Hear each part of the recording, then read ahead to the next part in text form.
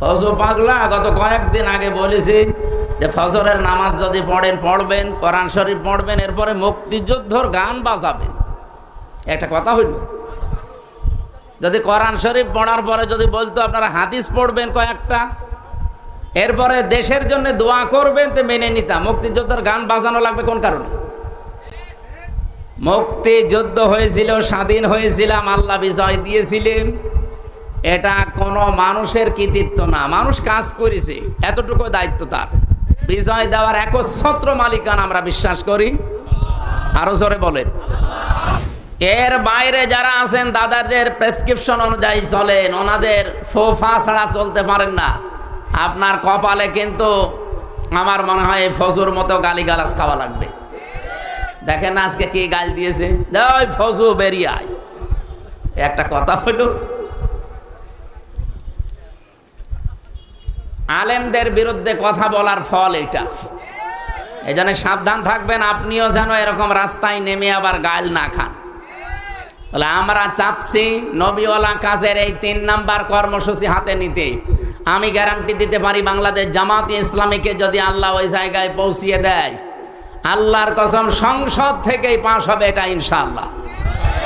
কোরআনে কারিমে দেশে 92% মুসলমান আমরা।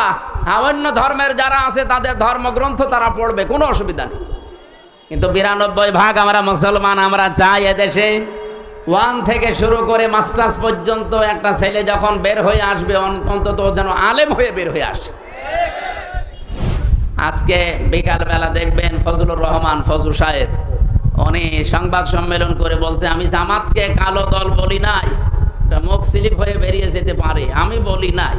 আমার মনে হয় কেউ পেছন দিয়ে কিছু দিয়েছে। এই আয়াতের ভেতরে ছিল বিজয় আল্লাহ দেবেই, তাহলে বিজয় দেওয়ার একচ্ছত্র মালিকানা আল্লাহর। তাহলে মমিন হওয়ার দায়িত্ব কার? বলেন বলেন। ও বলছে আল্লাহর। আল্লাহ মমিন হবে? আল্লাহ তো মমিন আছে। আল্লাহর যে 5000 নাম, তার ভেতরে আমরা 99টা কম বেশি জানি। এখানে মমিন নামে একটা নাম নেই? আল্লাহ তো নিজে মমিন আছে, উনি আবার মমিন হবে কেন? ওনার ওপর বিশ্বাস করে আমাদের মমিন হওয়া লাগবে। তাহলে আমরা আজ আনন্দিত এই কারণে যে আমরা এমন একজনের উম্মত, তার উম্মত হওয়ার জন্য নির্বাচিত হওয়া লাগে। হুয়াজে তাবাকুম, তিনি তোমাদেরকে নির্বাচিত করেন। আমার প্রশ্ন, নির্বাচিত হওয়া লাগে যেই পদ্ধতিতে, তার নাম কি? নির্বাচন। আপনারা কি ঘুমিয়ে গেলে? বলেন।